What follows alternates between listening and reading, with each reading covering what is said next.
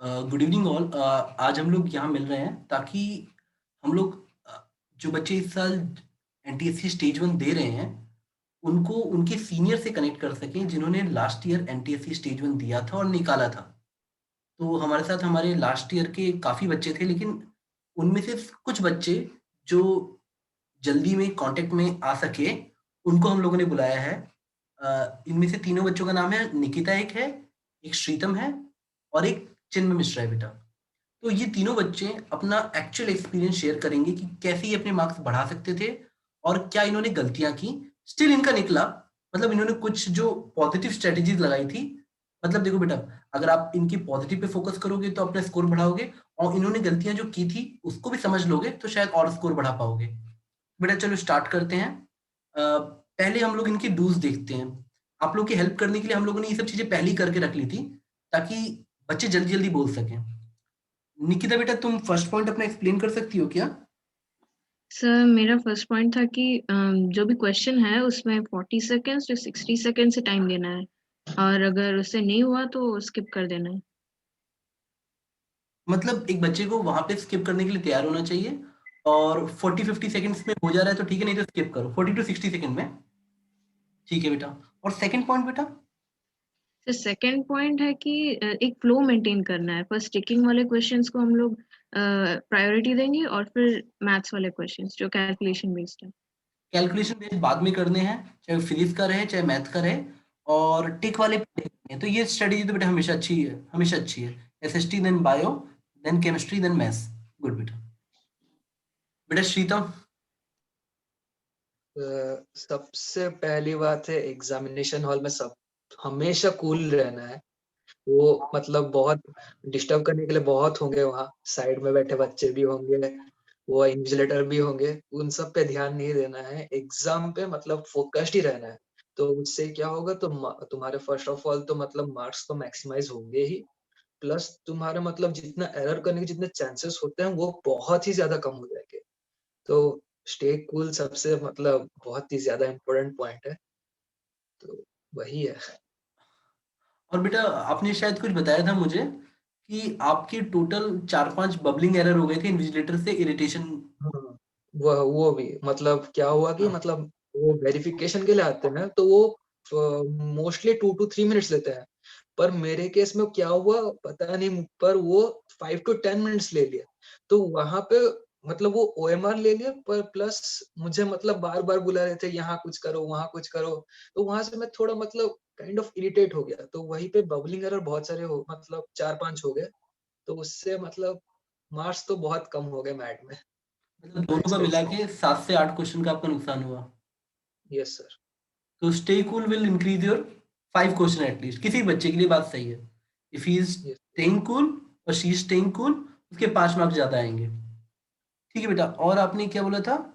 ये और स्ट्रेटेजी बताई थी। वो, हाँ सर, वो है 20 क्वेश्चन देन शेडिंग। वो मैट के लिए भी होगा और साइट के लिए भी होगा, क्योंकि हम्म। वो 20 क्वेश्चन के बाद शेडिंग करने का फायदा ये है कि आपका मतलब वो टाइम सेव हो जाता है। क्योंकि एक बार आप मतलब क्वेश्चन सॉल्व कर देंगे, उसके 20 क्वेश्चन करने के बाद शेडिंग कर देंगे, तो वो 5 to 10 मिनट ही लेता है। उसके बाद फिर से आप 20 क्वेश्चन करेंगे, करेंगे मतलब शेडिंग करेंगे, तो उसके एंड में आपके 10 to 15 मिनट्स तो आराम से ही बच जाएंगे, मतलब आराम से। हम्म। चिन्मय तो बेटा, वही। आपने कुछ बोला था ना कि फिगर बताओ जरा थोड़ा। जी सर, वो मैथ में मतलब हम फिगर से ही बिगिन करना अच्छा मतलब सही रहता है, क्योंकि वो बहुत इजी होते हैं, टिक करने वाले होते हैं। मिरर इमेज जैसे हो गया, और जो ऐसे। अच्छा, फिगर से डेटा इंटरप्रिटेशन इजी होता है, तो वैसे क्वेश्चन से बिगिन करने से आप जल्दी जल्दी टिक कर पाओगे कुछ क्वेश्चन। चाहे वो मिरर बेस्ड वाले क्वेश्चन हो, चाहे वो काउंटिंग द वो ट्राइंगल्स या जो भी आते हैं वो सिंपल वाले क्वेश्चन मैथ के, आप उनसे करोगे तो अच्छा रहेगा। ठीक है, गुड बेटा। और आपने सेकंड कुछ लिखा था, एनकरेज एडुकेटेड गेस। मतलब जी सर, मतलब हमसे सारा नहीं बनेगा, मतलब बन सकता है, पर ऐसे हम गट फीलिंग लेके जाएंगे तो नहीं।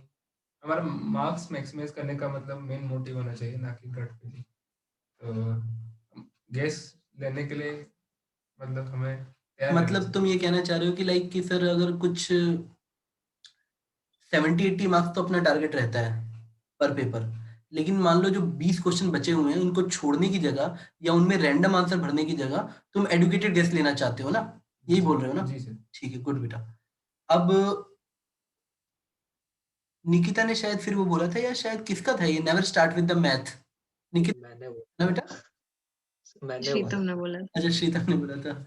ठीक है, नहीं बेटा, मतलब अच्छी सलाह है। हर साल मैथ का पेपर रिलेटिवली थोड़ा सा टफ आ रहा है स्टेज 1 का। फिर जो उसमें सर ब्रैकेट में ऐड कर दीजिए कि अनलेस और until you are very confident in maths. नहीं बेटा, even when the student is confident it will take time. It's always better to go take question, क्योंकि आपको ना 80 मार्क्स 160 सेफ साइड होता है।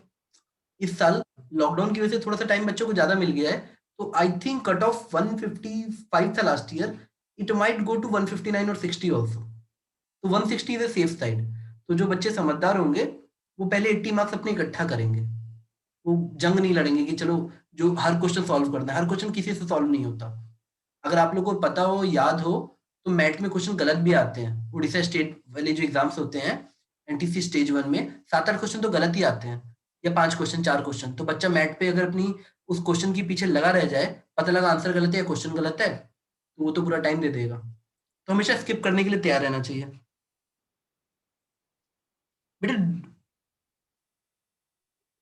हाँ, हम लोगों ने फिर ये बात की थी कि सबने टारगेट क्या क्या लिए थे। तो शायद सेट के लिए निकिता ने बोला था कि 80 प्लस टारगेट लिया था। जी सर 80+। हाँ, और श्रीतम ने 75 प्लस और चिन्मय ने 75 प्लस। मैट के लिए बेटा कितना बताया था? ये सेट का स्कोर था ना आप लोग का? सेट का टारगेट था ना? जी मैट के लिए क्या टारगेट था आपका? सर मैट का 70 to 75+ उतना था। 70 to 75 प्लस। बेटा आप दोनों का, चिन्मय और सर श्रीतम, मेरा 80 प्लस था। दोनों का 80 प्लस था। ठीक है बेटा। तो चेन्नई का शायद 85 प्लस था। आए थे ना बेटा मार्क्स। बेटा चिन्मय तुम्हारे कितने मार्क्स थे मैट में? 92 92 थे। ठीक है, तो सही तो थे, अच्छे थे। श्रीतम बेटा तुम्हारे भी तो कितने थे? 93 92 कितने थे? तो मेरा बहुत कम था एक्चुअली, वो 78 हो गया था, वो बढ़ के 82 समथिंग। मतलब बढ़ के, मतलब बाद में? मतलब वो जो एरर नहीं हुआ था, मतलब कुछ क्वेश्चन मतलब एरर हुआ था, मतलब कुछ अच्छा अच्छा रॉन्ग अच्छा, हाँ क्वेश्चन, हाँ हाँ। तो वो तो बढ़ के 82 हुआ था। 82 हो गया था लास्ट फाइनल स्कोर मैथ में, फाइनल वाला। हाँ बट ठीक है बेटा, तुम लोग स्ट्रेटेजी तो सही बनाए थे। कॉन्फिडेंट क्वेश्चंस इतने ही करने चाहिए कि 70-80 सर बिल्कुल हमें करने ही है एग्जाम में, जो आते हैं। बाकी पे थोड़ा सा एडुकेटेड गेस लेके किसी तरह करके स्कोर आपका, देखो बेटा 80-85 अगर आप मैथ में खुद से खींच ले रहे हो, तो शायद 15 में से कुछ एडुकेटेड गेस लेके आपका स्कोर 90 पार कर सकता है। बेटा आप लोग का सेट का स्कोर याद है आप लोग का? मुझे तो याद नहीं है।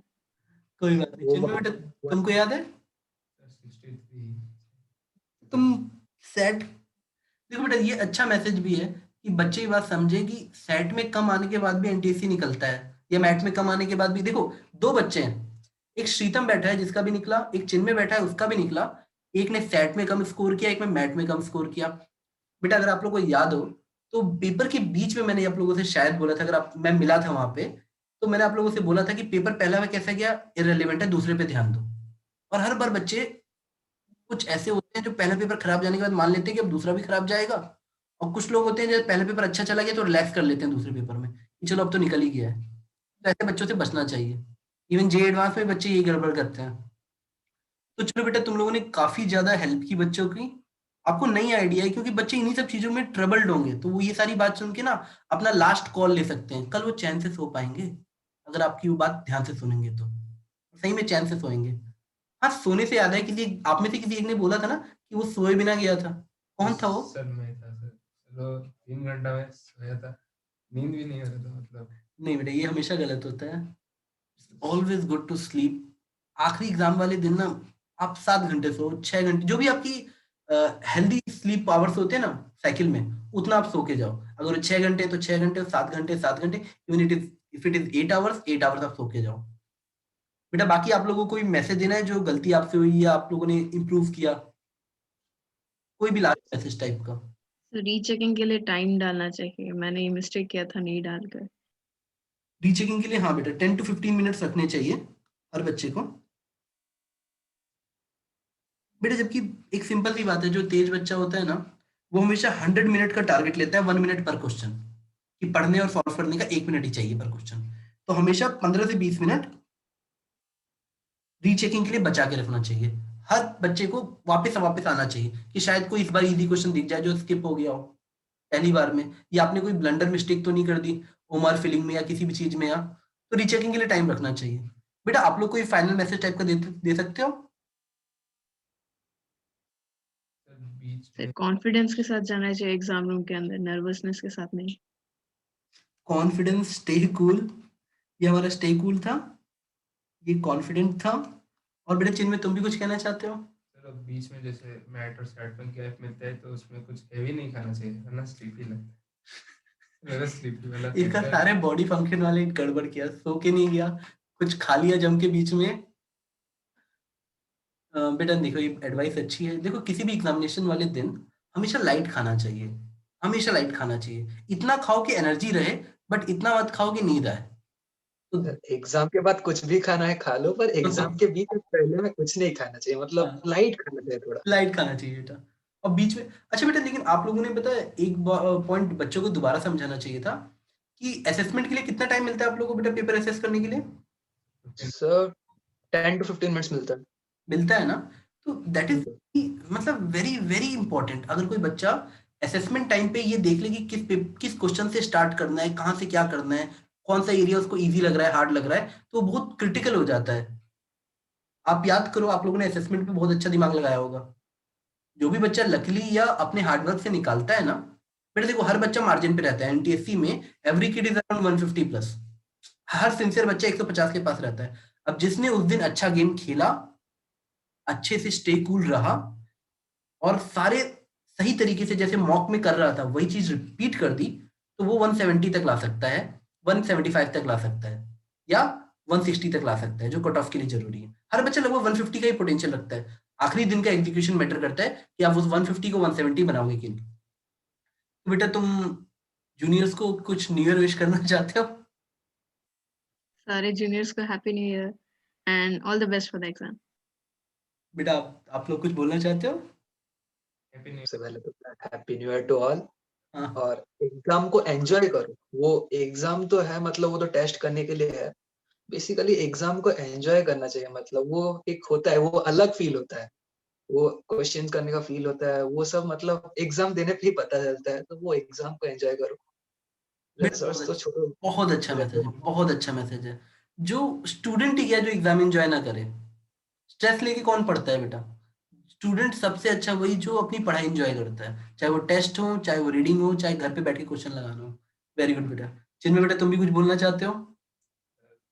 All the best. जो भी होगा देखा जाएगा बस। हाँ ठीक उस है दिन स्ट्रेस नहीं लेना है कि इतने ही मार्क्स रखने हैं, ऐसा नहीं, मतलब जो भी होगा देखा जाएगा। बेटा। मैं बच्चों से यही बोलना चाहता हूँ कि बेटा देखो एग्जाम में परफॉर्म करना ना कई बार बहुत सारे फैक्टर पे डिपेंड करता है। आपको वहां पे इतना मतलब कोई बंदा ना अगर 2-2 घंटे की 2 शिफ्ट में से पॉजिटिव रहे ना, और अपनी सारी एनर्जी और फोकस पेपर पे लगाए, तो डेफिनेटली जब वो घर लौट के आएगा ना, तो उसका सिलेक्शन हो ना हो, उसको ये पता रहेगा he has given his best. अब वो 170 मार्क्स हो, चाहे 145 मार्क्स हो, चाहे 150 मार्क्स हो, there is always chance of improvement in class 11th, class 12th। तो एग्जाम से भी सीखना चाहिए। अब में से कई बच्चे 2 मार्क्स से रह गए थे, कई बच्चे मार्जिनली इन हुए थे, अगर आप लोग को याद है तो 2 मार्क्स से सेलेक्ट हुए थे, या 3 मार्क्स से सेलेक्ट हुए थे, या 1 मार्क्स से सेलेक्ट हुए थे। तो वो 1 मार्क्स कम आते तो कुछ जाता नहीं, लेकिन जो वो उन 2 घंटों में या 2-2 करके 4 घंटों में इंजॉय नहीं किया, जिसने अपने आप को सीखा नहीं कि मैं क्या कैसे पेपर देते हैं ना, एनटीएससी की एग्जाम के लिए स्ट्रेटेजी बनाना नहीं सीखा, कैसे रिवीजन करते हैं, ये सब मतलब पूरे प्रोसेस को जिसने एंजॉय नहीं किया, उसने गड़बड़ कर दी। बाकी जो पॉजिटिवली एंजॉय कर रहा है, मार्क्स की चिंता मत करनी चाहिए, मतलब करनी नहीं चाहिए। तुम पेपर दो, एंजॉय करो, जो होगा देखा जाएगा बेटा।